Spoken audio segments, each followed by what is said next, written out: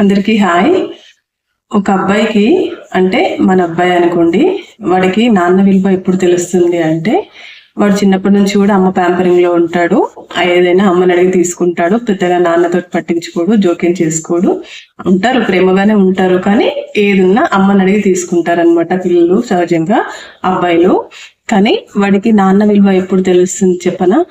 ఎప్పుడంటే వాడు ఎప్పుడైతే సంపాదన మొదలు పెడతాడో, వాడికి ఎప్పుడైతే ఒక జాబ్ వచ్చి సెటిల్ అయ్యి ఒక సంపాదన మొదలు పెట్టి ఒకదాని మట్ట ఒకటి ఖర్చులు అట్లా యాడ్ అవుతూ ఉంటాయి కదా, అప్పుడు వాడికి నాన్న విలువ తెలుస్తుంది అనమాట.